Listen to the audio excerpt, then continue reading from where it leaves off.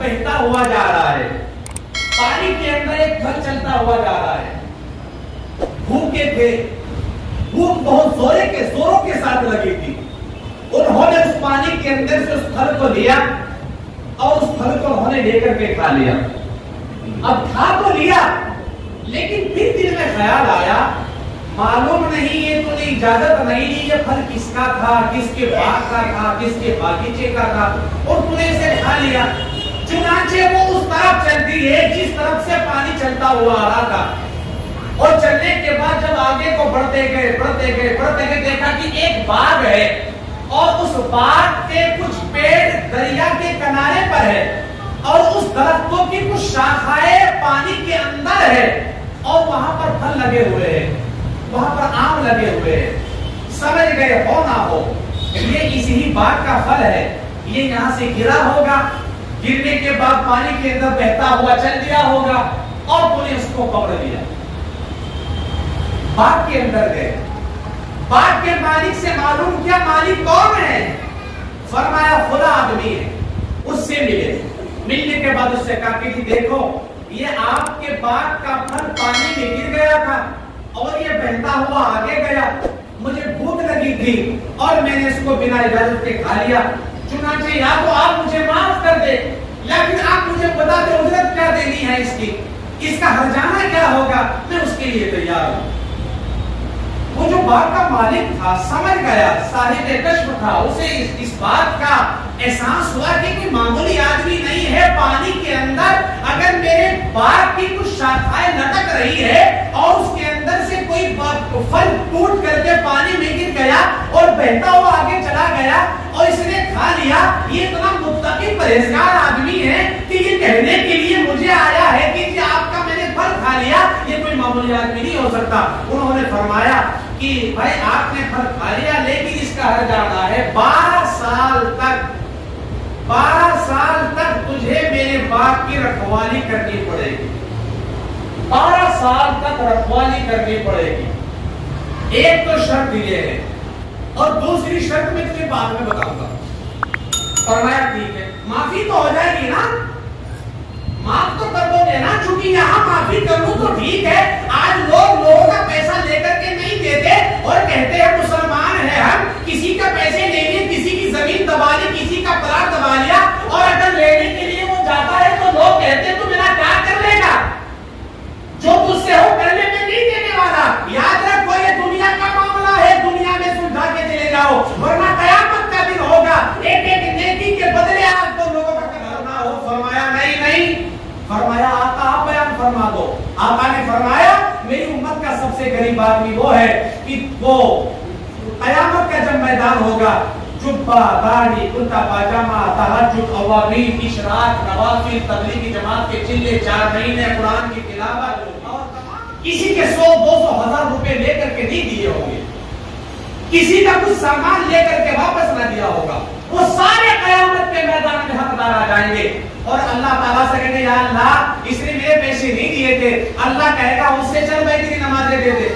دوسرا کہے گا یا اللہ میری زمین دبائی تھی کا اتنے حج دے دے، اتنے نفل دے دے، اتنے روزے دے دے، اتنی زکات دے دے جو تو نے ادا کی تھی، اتنے فلاح دے دے، اتنے تہجد دے دے، حتیٰ کہ وہ بالکل خالی ہو جائے گا لیکن حقدار پھر بھی کھڑے رہیں گے. اللہ کے محبوب صلی اللہ علیہ وسلم نے فرمایا کہ وہ آخر میں اللہ فرمائے گا بھائی دیکھ تیرے پاس تو اعمال بچے نہیں، تیری نمازیں، تیرے روزے، تیرے تہجد، تیرے قرآن کی تلاوت سب کے سب لوگوں کے پاس چلے گئے. تو نے لوگوں کا جو حق دبایا تھا، پیسہ لیا تھا، وہ تیرے پاس تو کچھ رہا نہیں. اب بتا تو کیا کرے گا؟ لیکن حقدار تو بھی باقی کھڑے ہیں اور لوگ کہے اللہ میرا بھی تو لیا تھا، اللہ میرا بھی تو لے کے نہیں دیا تھا. اللہ تعالیٰ کہے گا اب ایک کام کر، ان جن کا حق تیرے اوپر بھی باقی ہے اب ان کے گناہ اپنے سر پہ لے اور جہنم میں چلا جا. اللہ کے نبی نے فرمایا میری امت کا سب سے غریب آدمی ہوگا.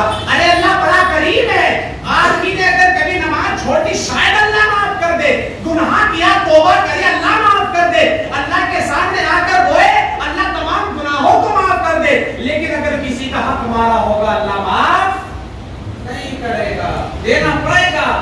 یعنی تو یہ قیامت کے دن ہوگی. عرض کر رہا تھا اس نے کہا 12 سال تک باپ کی رکھو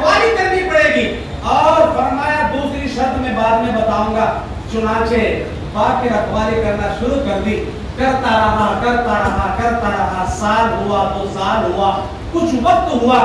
एक दिन उसके कुछ मेहमान आए हुए थे, तो उनको बाग में लेकर के आए और उससे कहा कि एक काम कर, कुछ फल लेकर के आ बाग में से। तो फल तोड़ करके लाया और लाने के बाद जब मेहमानों के सामने रखे, मालिक ने जब खाना शुरू किया और उसने भी खाए, जो मेहमान वहां पर मौजूद थे, तो वो फल कच्चे थे। फरमाया मालिक को बड़ा गुस्सा आया, फरमाया मुझे एक जमाना गुजर गया, कई साल हो गए बाग की रखवाली करते करते, आज तक तुझे यूं नहीं पता कौन सा फल कच्चा है कौन सा पक्का है, तू जानता नहीं कौन सा फल पक्का है कौन सा कच्चा है।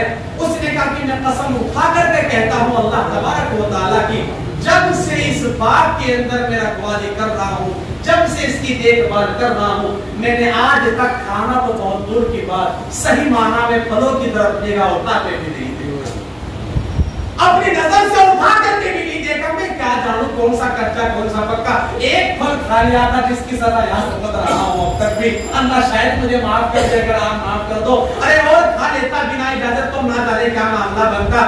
अल्लाह तबारक व तआला का वो जो बनी, उसकी बात को सुन करके बाग के मालिक ने कहा अच्छा ये बात है, कहा हाँ, कहा अच्छा एक तो तेरी बात पूरी हुई, मेरी एक शर्त पूरी हुई, अब एक और है, एक मेरी बेटी है।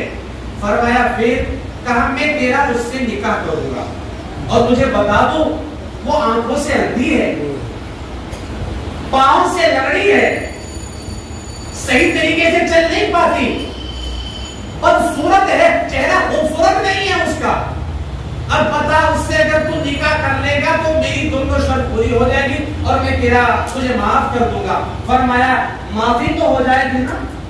कहा हो जाएगी? कहा ठीक है मैं तैयार हूं। निकाह कर दिया। निकाह करने के बाद जब शाम के वक्त, रात के वक्त में वो बंदा उस कमरे में पहुंचा जहां पर उसकी बेटी थी, उसकी दुल्हन थी, बाग के मालिक की बेटी थी और उसकी दुल्हन थी, तो देख करके वो हैरान हुआ, वापस आ गया। वापस आने के बाद मालिक से कहा कि जी मैं मुकादमे से अंदर चला गया, वो जो आपने बताई वो नहीं है।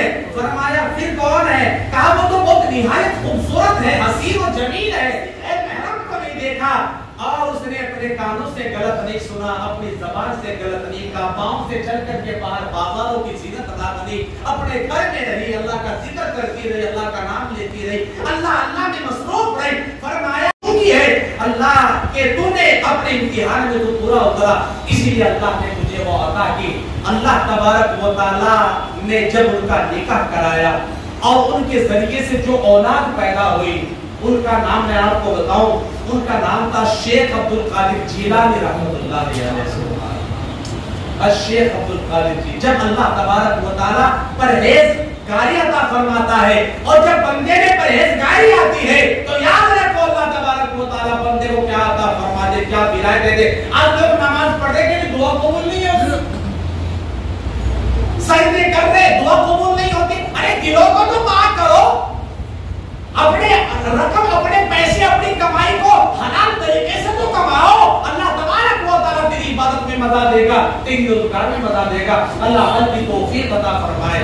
और आप हजरात के जो बच्चों ने ये इनको दिल को कुरान पाक पढ़ा, एक बात मैं कहता हूँ, सीधी सी बात है मेरी, एक बात मैं सबसे कहता हूँ कि बच्चों को हिफ्ज आप बहुत से लोग इसलिए नहीं कराते कि अरे बच्चा हाफिज बनेगा, क्या करेगा, मस्जिद का इमाम बनेगा, मदरसे का मौलवी बनेगा, क्या तनख्वाहें होगी, रोटी सीधे करेगा, इसे पता कुछ नहीं होगा, तनख्वाहें कुछ नहीं होगी, इज्जत कुछ नहीं होती मौलवियों की। लेकिन इज्जत करने वाले ना करने वाले भी तो हम ही है, इज्जत घटाने वाले भी तो हम ही है, तनख्वाहें कम देने वाले भी तो हम ही है। आज लोगों ने कुरान वालों को गलेर के सबसे नीचे गलेर को डाल दिया और फिर खुद को खुद लोग बुराइयां करते हैं, तो इसको कभी को लाने वाले भी तो हम ही है। लेकिन अपने बच्चों कुरान पाक का हाफिज इसलिए बनाओ ताकि अल्लाह आपकी आखिरत बनाए, अल्लाह कयामत के दिन तुम्हें इसका सवाब अता फरमाए, अल्लाह ताज पहनाए आपको इसकी बरकत से। इसीलिए जरूरी नहीं है या कोई जरूरी बात नहीं होती कि आदमी इमामती करे, उसको हराम हलाल का पता लग जाए, सही गलत की तमीज हो जाए, उसको सही माना में जिंदगी गुजारने का तरीका आ जाए। ये कुरान पाक की मदद करने का मतलब है। इंशाअल्लाह आप जो लोग यहाँ पर जुड़े, अल्लाह ताला आपका गुनाह कबूल फरमाएगा। शहर के माहौल में بہت سے لوگ یہاں پر آ گئے، بہت بڑی بات ہے۔ یہ بچے یہ جو قرآن پاک کے حافظ ہوئے کی دستار ہوگی۔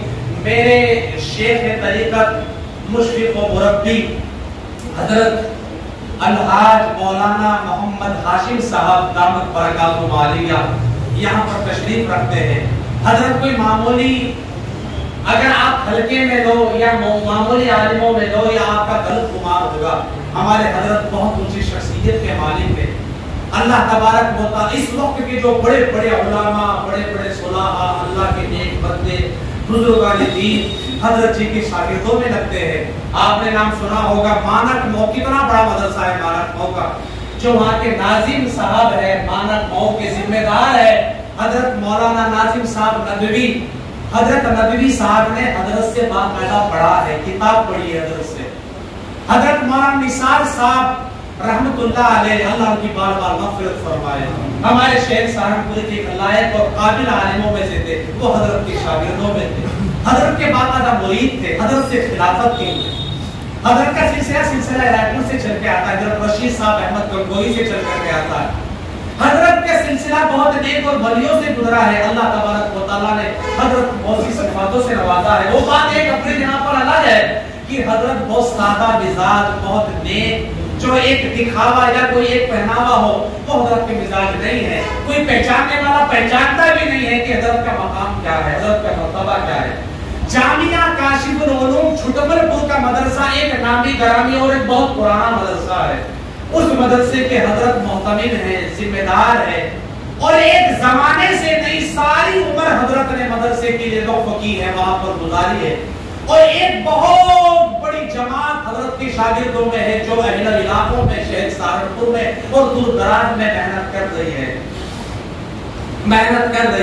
اور اللہ تبارک و تعالیٰ نے حضرت کی جو نگاہ ہے اس کے اندر بڑی تاثیر رکھی ہے۔ جب کسی کے اوپر پڑتی ہے تو خدا کی قسم بڑے بڑے پتھر دل بھی موم بن جاتا ہے۔ نگاہ ولی میں وہ تاثیر دیکھی، بدلتی ہزاروں کی تقدیر دیکھی۔ میں تو یوں کہتا ہوں کہ آج آپ حضرات کی قسمت کھل گئی۔